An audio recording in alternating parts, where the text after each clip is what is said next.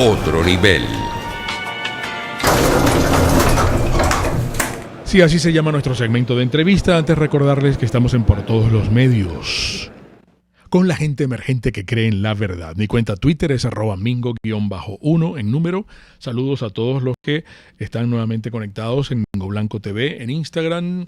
La radio que se ve, esta es Radio Caracas Radio. Y entonces en todas nuestras plataformas nos consigues. Ya estás suscrito. Y muy bien, nuestro canal de YouTube y toda nuestra programación para ustedes. Te está llamando Huelicha.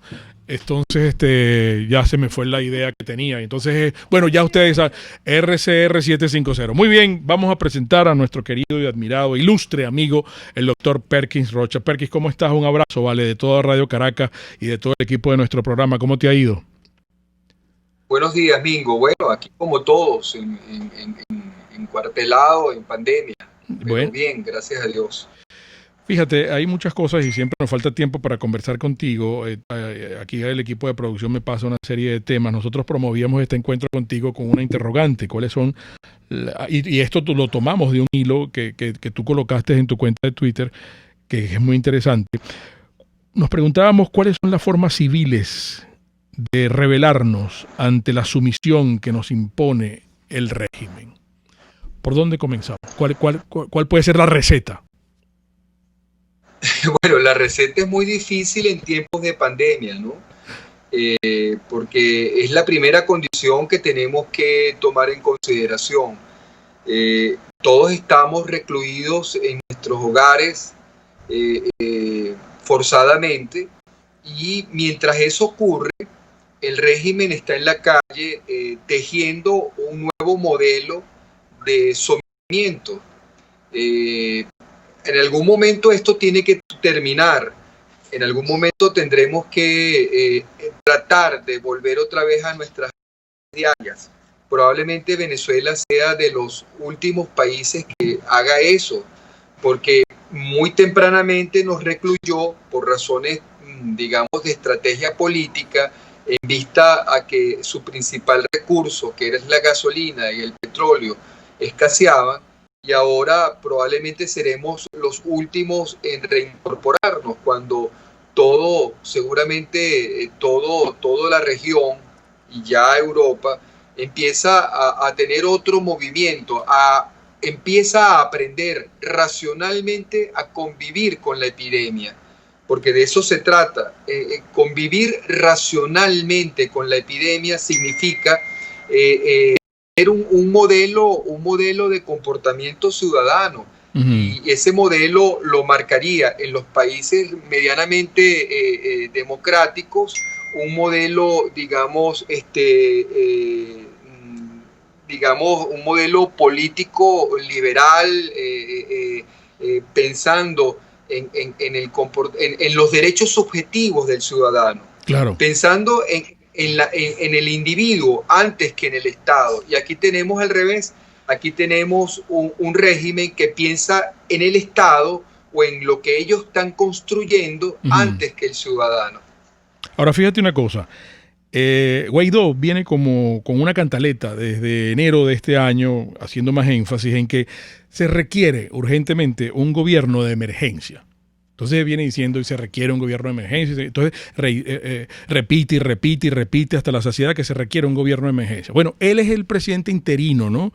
Que el gobierno de emergencia es distinto al gobierno interino. ¿Y quién debe nombrar un gobierno de emergencia? Si Guaidó es el presidente interino, ¿no debería, junto con un equipo, conformar ese gobierno de emergencia? Pero al mismo tiempo, te pregunto, independientemente de la peste china, ¿por qué resulta que incluso los numeritos de las encuestas que están todas están en tela de juicio acá en nuestro país? ¿Por qué los más desposeídos, los que menos tienen, no apoyan a la dirigencia opositora? A ninguna. Ni a María Corina, ni a Guaidó, ni a Ramos Ayub, ni a ninguno. ¿Por qué? Bueno, primero lo del gobierno de emergencia.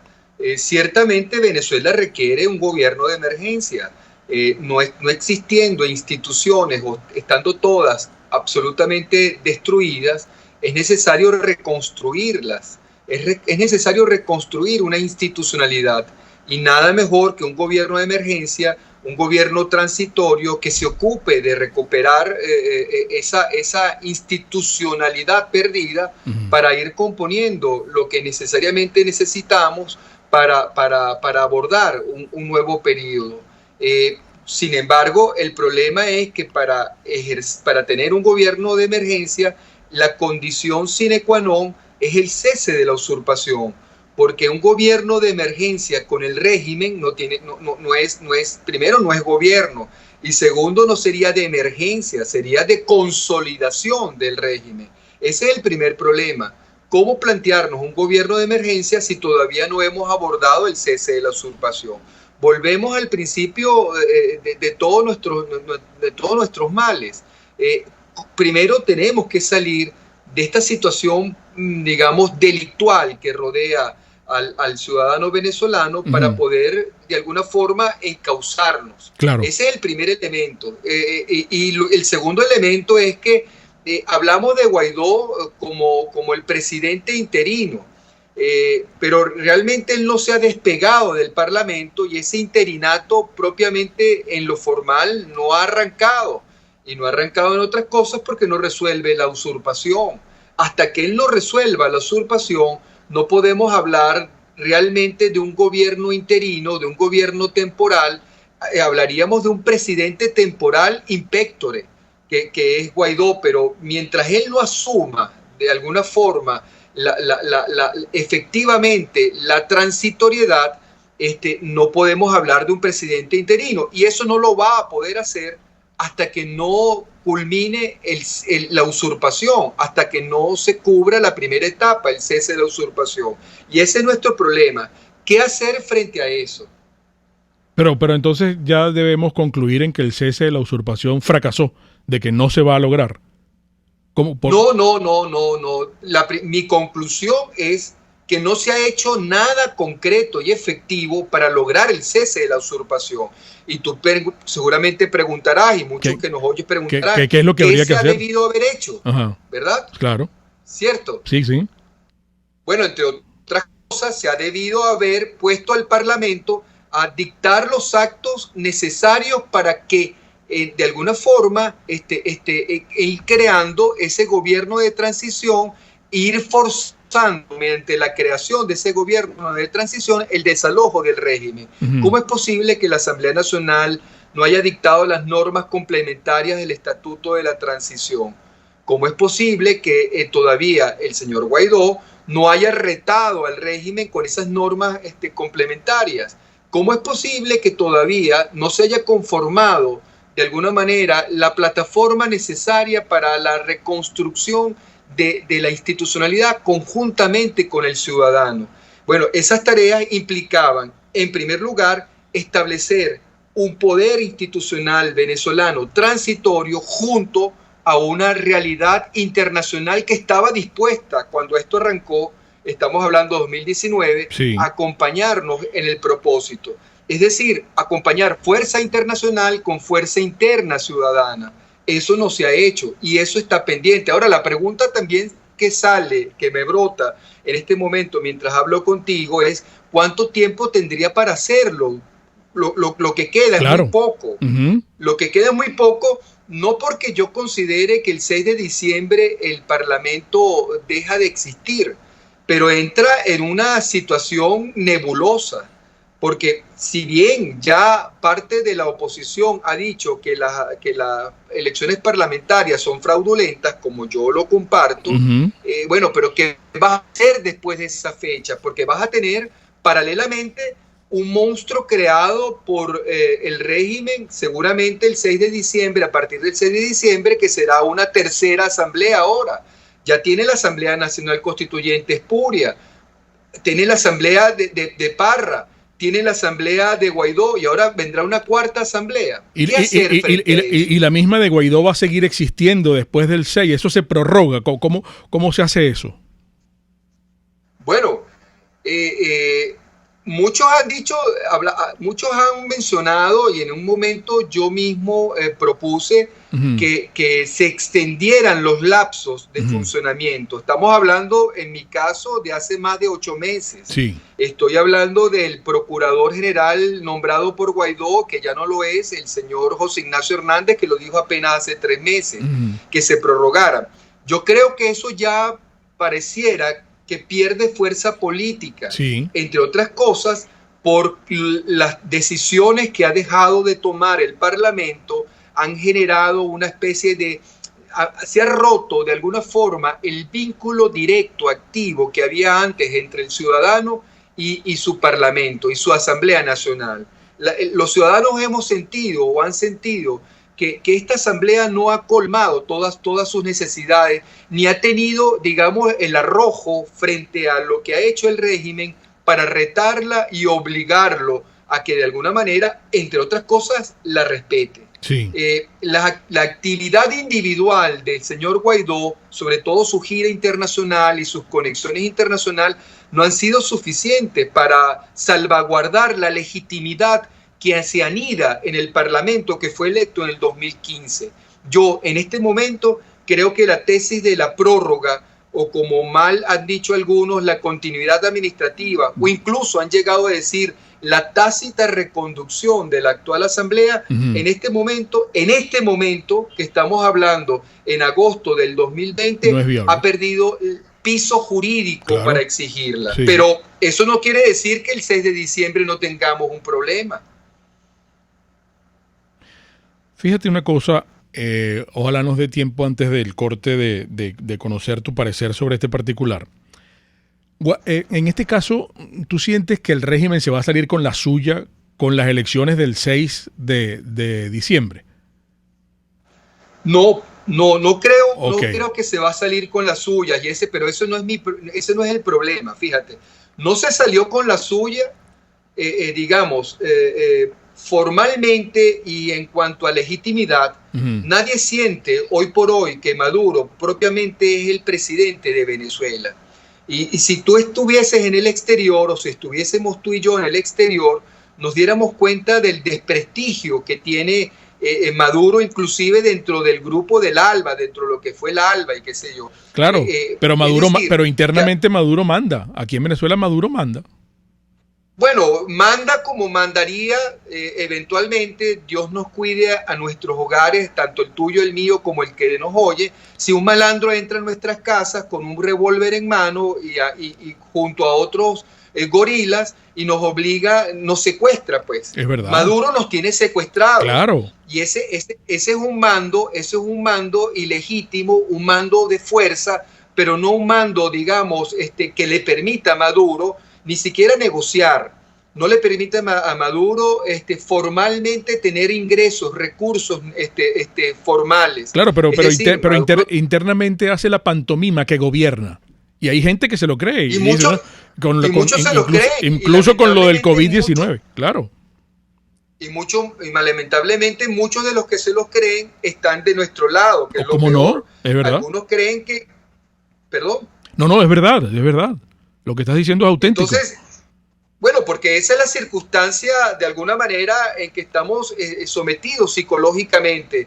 El secuestrador, a fuerza de permanencia, empieza a generar una praxis y a construir, óigase bien, a construir un derecho, a construir una normativa que muchos por sobrevivencia comienzan a complacerla, comienzan a darse cuenta que está en su juego, a pagarle tributos, a pedirle permiso. En estos días vi un grupo de distinguidos ciudadanos que supuestamente son de oposición, yendo al TCJ a intentar un recurso de carácter electoral, por ejemplo.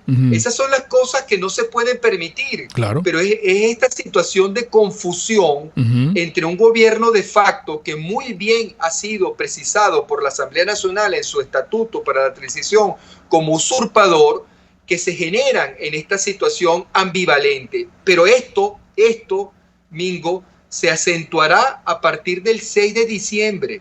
Es decir, el 6 de diciembre muy probablemente el régimen llevará a cabo unas elecciones parlamentarias y formalmente algo que se ha incrustado en los ciudadanos y que yo no he podido, digamos, lograr que se desvanezca, como es que el 6 de diciembre muchos venezolanos sienten que ya la asamblea actual feneció.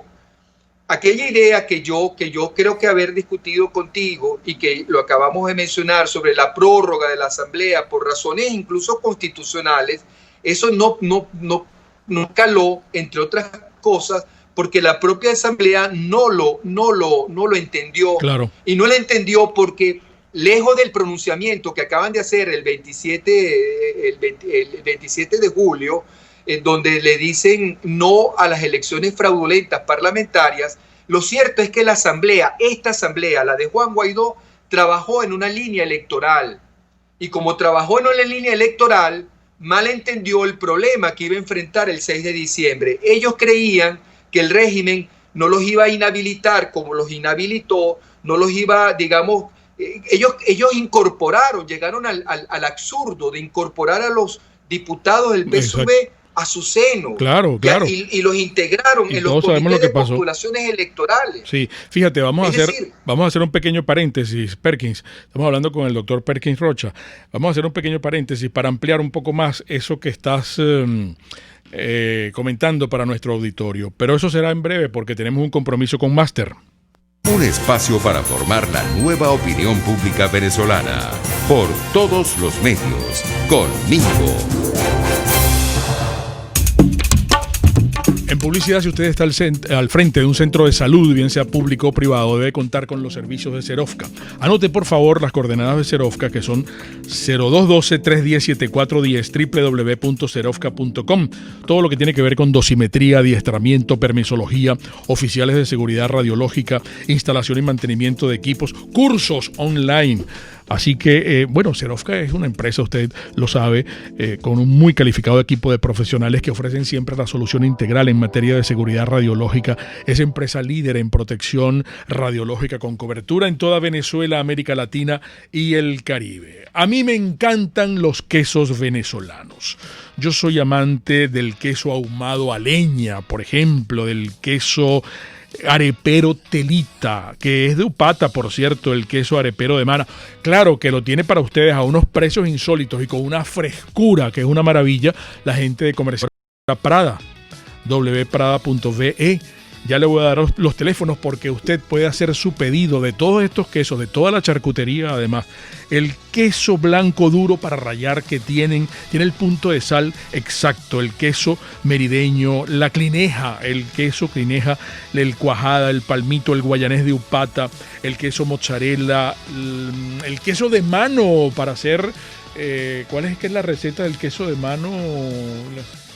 No, hay un que para hacer el queso de la chalupa, es que es no me acuerdo ahorita, pero eso es una maravilla. En el libro de Scannone usted lo tiene.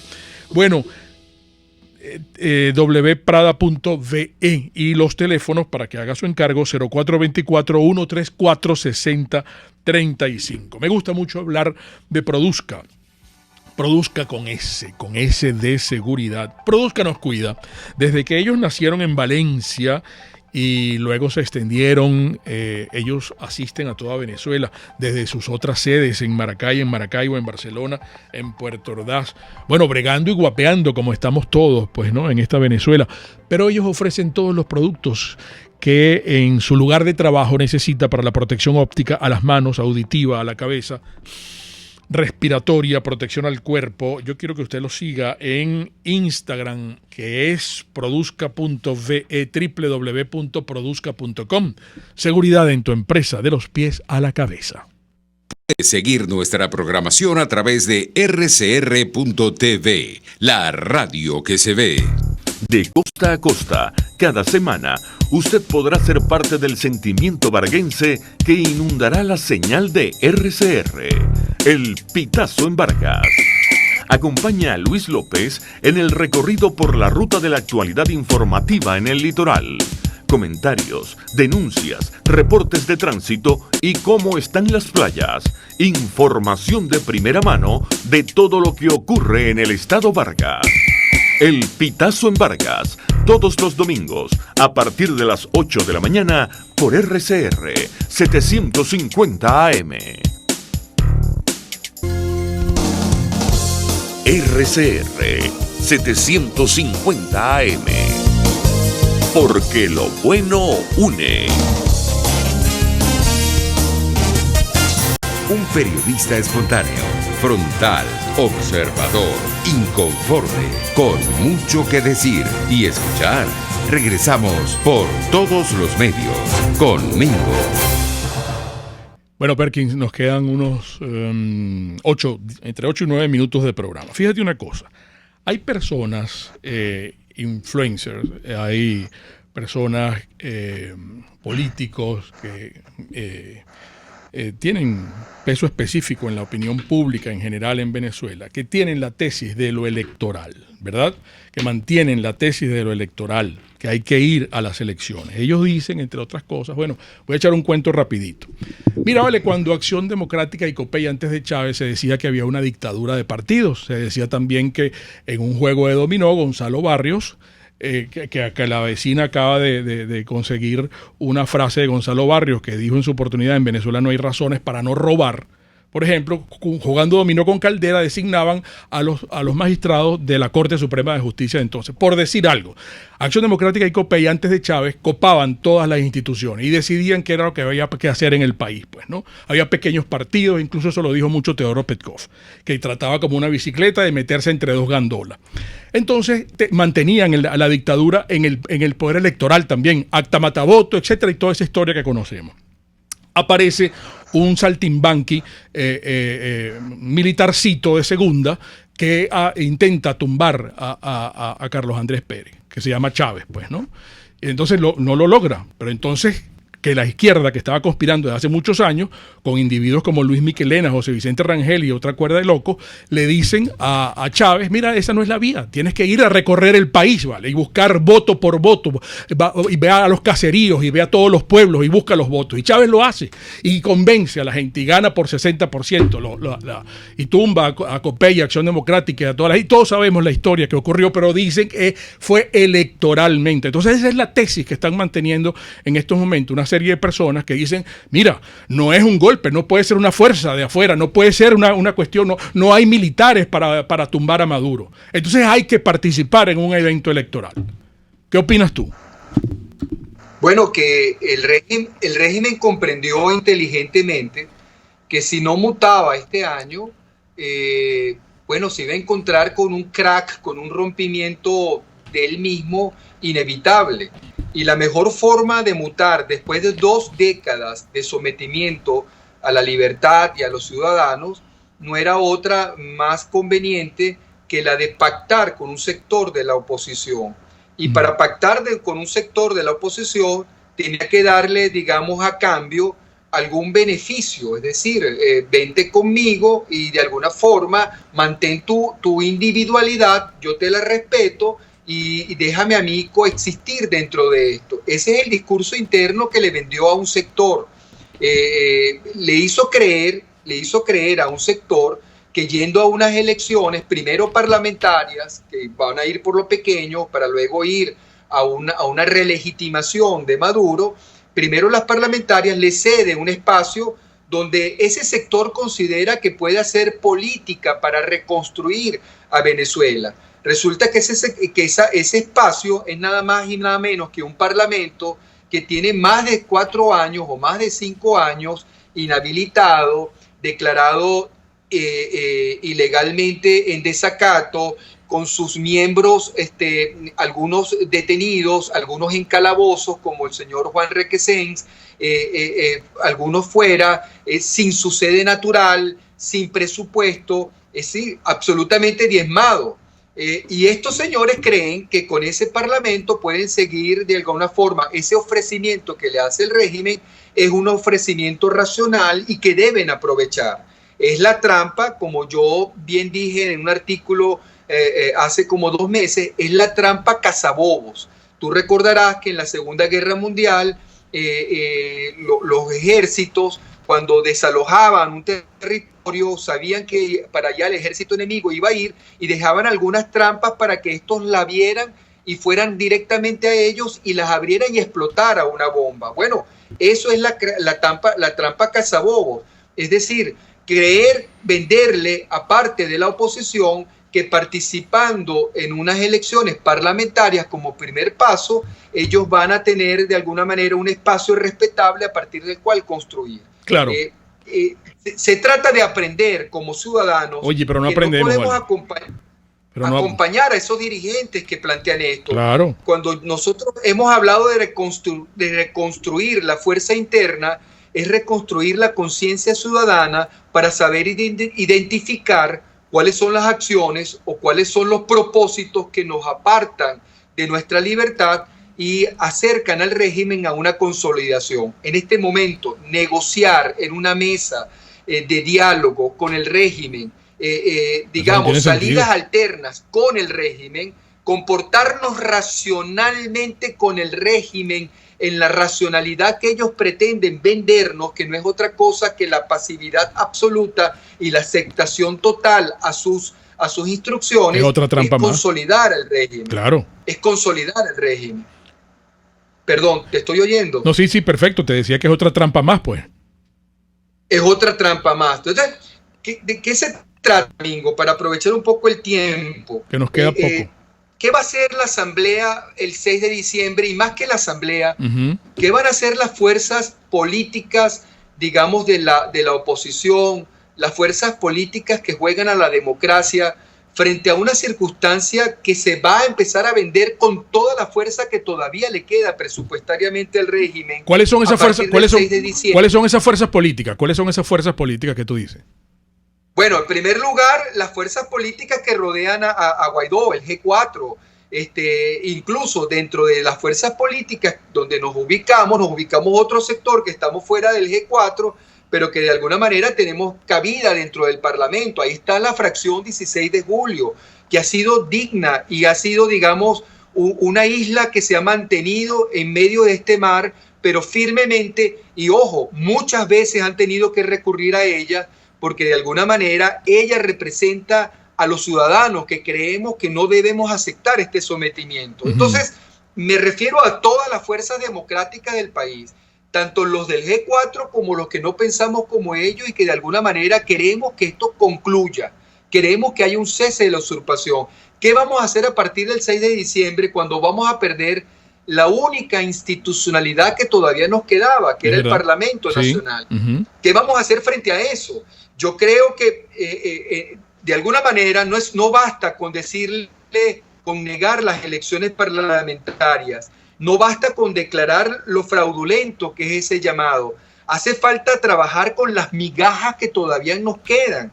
Y esas migajas no las podemos encontrar, esas migajas de institucionalidad todavía habitan en la sede del Parlamento Nacional. Es necesario que este Parlamento empiece a construir jurídica y políticamente una propuesta para después del 6 de diciembre. Es decir, con la poca célula, con el poco tejido institucional que nos queda, poder crear un órgano posterior al 6 de diciembre. Fíjate que estamos en una situación de excepcionalidad y frente a la situación de excepcionalidad es obligatorio, es obligante que los órganos de alguna manera se transformen. Y esa transformación tiene que hacer a partir de ahora. El ciudadano que juega a favor de la democracia y en contra del régimen debe tener después del 6 de diciembre alguna boya, algún salvavidas al cual agarrarse. Y ese salvavidas tiene que ser una transformación de este Parlamento en otra cosa distinta, que permita justificar de alguna manera algo de institucionalidad para a partir de ella seguir trabajando, ciudadano y ese órgano que quede. No puede ser convencionalmente, ya la tesis de la prórroga de esta Asamblea Nacional, yo creo que ya no tiene piso político, ya el ciudadano no la acepta. Es decir, ya el ciudadano no siente que esta asamblea tal como está, lo represente. Claro. Cuidado, también yo siento que el ciudadano se ha apartado de Guaidó, no ha entendido que en su liderazgo se anida todo lo que puede ser un liderazgo frente a lo que vamos a atravesar. Hasta el propio Guaidó entra en revisión. Claro. Pero entrar en revisión no significa que lo vamos a destruir. Significa que debemos plantearnos una seria discusión de ver cuál va a ser nuestra representación institucional después del 6 de diciembre. Tenemos que concluir, lamentablemente, Perkins, se nos agotó el tiempo y siempre falta material que se queda aquí engavetado. Gracias, querido amigo, un fuerte abrazo. 1.000.000 de gracias al doctor Gracias a ti, Perkins Rocha. Las interpretaciones finales de todo lo conversado hoy aquí, como siempre, de ustedes, amigos, y recuerden, el comunismo te quiebra las rodillas para que tengas que darle las gracias por las muletas. Hasta mañana. RCR presentó Por Todos los Medios con Mingo.